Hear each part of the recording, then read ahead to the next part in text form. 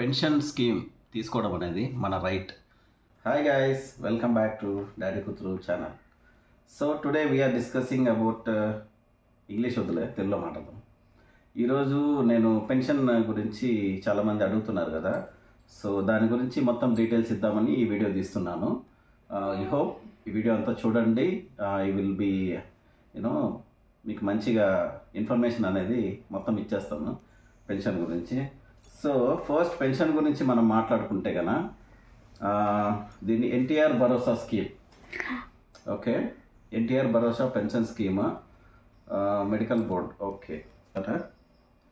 So NTR భరోసా స్కీమ్లో ఏంటంటే చాలా రకాల పెన్షన్స్ ఉంటాయి. సో మనకు అందులో అవసరమైంది, మీరు నన్ను అడిగింది wheelchair pension, paralysis confirming the person to wheelchair or bed. మీకు పెన్షన్ గురించి డీటెయిల్స్ కావాలంటే నేను ఒక డాక్యుమెంట్ స్క్రోల్ అవుతూ ఉంటుంది చూడండి. సో మీరు అందులో చూసుకోవచ్చు. ఎన్టీఆర్ భరోసా పెన్షన్ స్కీమ్ కింద ఓల్డ్ ఏజ్ పెన్షన్ 3000 ఉండేది ఫస్ట్, దాన్ని 4000 చేశారు. విడో పెన్షన్ 3000 ఉంటే 4000 చేశారు. Weavers, toppers, fissure man, single women, traditional flowers, transgender, art సంబంధించిన వాళ్ళు, డప్పు ఆర్టిస్టు, పెన్షన్ ఫర్ 2 ఆర్టిస్ట్, మొత్తం 3000 కేటగిరీ ఉన్నారనమాట. సో వాళ్ళందరికీ 4000 పెన్షన్ చేసేసారు. డిసేబుల్డ్ వాళ్ళకి, సో ఆ డిసేబుల్డ్ అనేది ఎలా క్యాల్కులేట్ చేస్తారంటే, ఇది మెయిన్ పాయింట్. వాళ్ళ కేటగిరీ 40% నుంచి, లేదంటే వాళ్ళ సిచ్యువేషన్ బట్టి డిసేబుల్డ్ పెన్షన్ 3000 రూపీస్ ఫస్ట్ ఉండేది. 3000 తర్వాత ఎన్టీఆర్ పెన్షన్ భరోసా స్కీమ్ కింద దాన్ని 6000 రూపీస్ చేశారనమాట. అది ఎవరికి డిసేబుల్డ్ అంటే 85% బిలో ఉండే వాళ్ళకి పెన్షన్, ఫుల్లీ డిసేబుల్ పర్సన్స్కి పెన్షన్ అనమాట. ఓకే, సో దాంట్లో మన కేటగిరీకి సంబంధించింది. యాక్చువల్ మీరు కానీ ఫస్ట్లోనే పెన్షన్ స్కీమ్ 3000 కాకుండా 5000 అనేది మీరు కానీ అప్లై చేసింటే సచివాలయంలో, సో ఆటోమేటిక్గా మీకు 15000 అనేది వచ్చేస్తుంది అనమాట.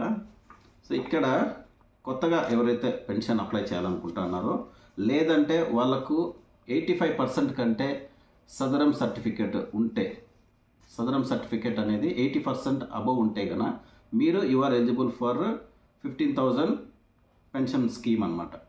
సో దానికి కావాల్సిన డాక్యుమెంట్స్ వచ్చేసి first Sadaram certificate. Sadaram certificate ఎలా అప్లై చేయాలో మీకు అందరికీ ఐడియా ఉంటుంది. ఇన్ కేస్ ఐడియా లేని వాళ్ళకి నేను చెప్తున్నాను చూడండి.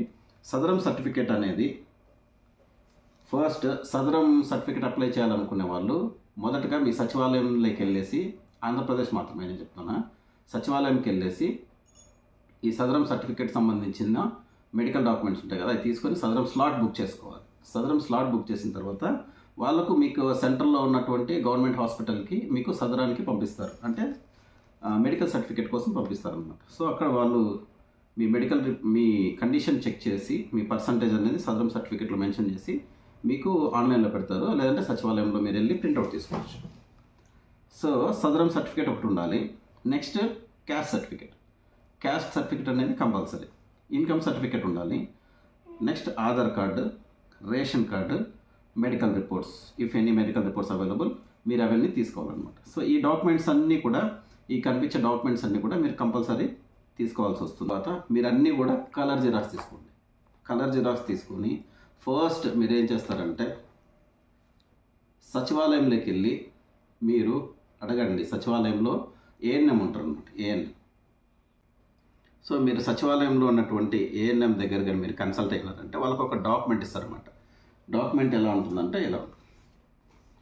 సో ఇప్పుడు డాక్యుమెంట్ వేరేది కాబట్టి, డాక్యుమెంట్ అనేది మనకు ఎన్టీఆర్ భరోసా స్కీమ్ కింద ఉన్నటువంటి డాక్యుమెంట్ ఉంటుంది. ఆ డాక్యుమెంట్లో మీరు సదరంలో 85% అబవ్ ఉండాలి.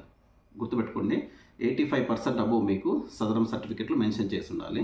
సో దాన్ని కాపీస్, నేను ఏదైతే డాక్యుమెంట్స్ మీకు చూపిస్తున్నానో ఆ డాక్యుమెంట్స్ అన్నీ తీసుకొని మీరు సచివాలయంలోకి వెళ్తే కనుక వాళ్ళకు ఒక డాక్యుమెంట్ ఇస్తారు. ఎన్టీఆర్ భరోసా పెన్షన్ స్కీమ్ ఒక డాక్యుమెంట్ ఇస్తారనమాట. ఆ డాక్యుమెంట్ తీసుకున్న తర్వాత ఏఎన్ఎం సిగ్నేచర్, మీ సచివాలయం సెక్రటరీ సిగ్నేచర్, మళ్ళీ డిజిటల్ అసిస్టెంట్ సిగ్నేచర్, మీ డీటెయిల్స్ అన్నీ కూడా ఫిల్అప్ చేసి, ఇంకొకటి మీ అకౌంట్ నెంబర్, మీ బ్యాంక్లో ఉన్న అకౌంట్ నెంబర్ కూడా జిరాక్స్ కాపీస్ తీసుకోండి.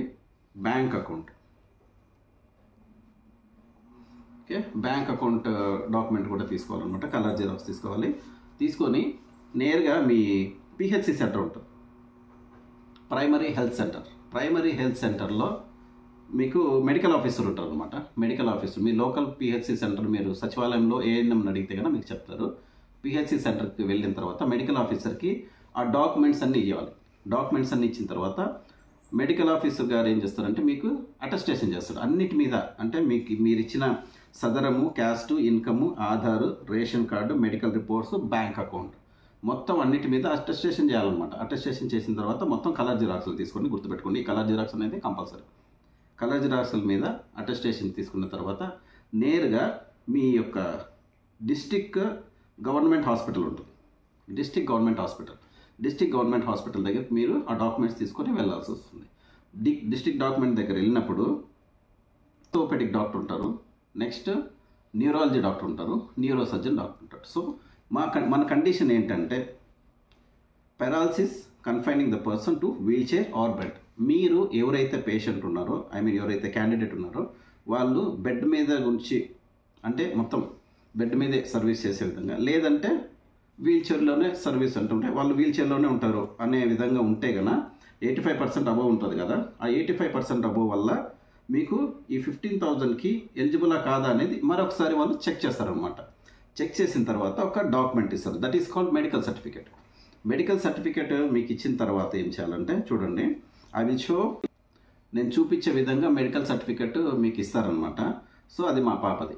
ఓకే, ఆ మెడికల్ సర్టిఫికేట్ తీసుకొని మీరేం చేయాలంటే నెక్స్ట్ ప్రొసీజర్, అది కూడా మీ గవర్నమెంట్ హాస్పిటల్లో మీరు ఏఎన్ఎంని అడగండి ఏ టైంలో ఉంటారు. అంటే మాకు వచ్చి వెడ్నెస్డే రోజు మాత్రమే అప్ టు ఆఫ్టర్నూన్, అంటే morning to 12 o'clock or 1 o'clock వరకు అటెండ్ అవ్వాలన్నమాట. అక్కడ అటెండ్ అయితే వాళ్ళు 1 o'clock వరకు చూస్తారు, ఆ టైంలో చూస్తారు వెడ్నెస్డే రోజు మా అన్నమయ్య డిస్టిక్లో.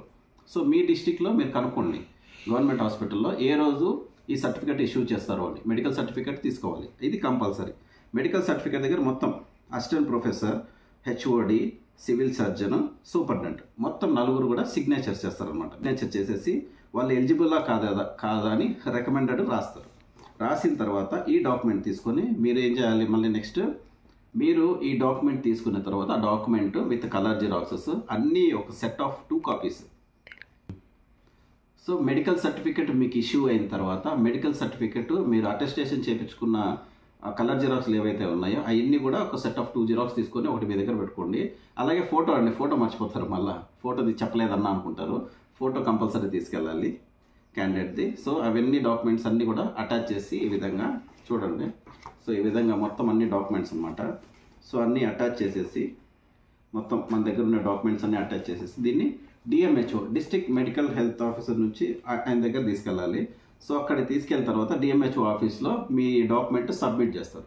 ఈ డాక్యుమెంట్ సబ్మిట్ చేసేటప్పుడు మీ మొబైల్ నెంబర్ ఉంది కదా, ఆధార్ కార్డ్కి లింక్ అయి ఉండాలి కంపల్సరీ. ఆధార్ కార్డ్కి మీ మొబైల్ నెంబర్ లింక్ అయి ఉండాలి. ప్లస్ మీకు ఓటీపీ వస్తుంది, వాళ్ళు ఎంట్రీ చేస్తూనే మీకు ఓటీపీ వస్తుంది. ఓటీపీ వచ్చినప్పుడు మీ డీటెయిల్స్ అన్నీ ఆటోమేటిక్గా సిస్టంలో జనరేట్ అయిపోతాయి. సో సిస్టంలో జనరేట్ అయిపోయిన తర్వాత అక్కడ మొత్తం ఒకవేళ సక్సెస్ఫుల్గా మీది ఏం ప్రాబ్లం లేదు, గవర్నమెంట్ ఆఫీసర్స్ కానీ ఎవరు మీ ఆధార్ కార్డులు కానీ ఎవరు లేరు అనుకున్న తర్వాత సో వాళ్ళు మీకు గ్రీవెన్సల్కి ఆటోమేటిక్గా అప్డేట్ అయిపోయిన తర్వాత నెక్స్ట్ గవర్నమెంట్ ఎప్పుడైతే పెన్షన్ రిలీజ్ చేస్తుందో అప్పటి నుంచి మీకు 15,000 అనేది మీకు పెన్షన్ వస్తుంది. ఇన్ఫర్మేషన్ అయితే మీకు అందరికీ అర్థమైంది అనుకుంటాను. అండ్ ఆల్సో ప్లీజ్ సపోర్ట్ చేయండి డాడీ కూతురు ఛానల్ని, ఇలాగే సపోర్ట్ చేస్తూ ఉండండి డాడీ కూతురు ఛానల్ని. నేను మీకు ఇంకా ఏమన్నా ఇన్ఫర్మేషన్ కావాలంటే నాకు కామెంట్ రూపంలో తెలియజేయండి. అలాగే మన ఇన్స్టా ఐడి ఉంది డాడీ కూతురు ఛానల్. మీకు ఎటువంటి ఇన్ఫర్మేషన్ కావాలన్నా నేను మీకు అందించేదానికి నా వంతు కృషిగా నేను ట్రై చేస్తాను. థ్యాంక్ యూ అండ్ జై హింద్.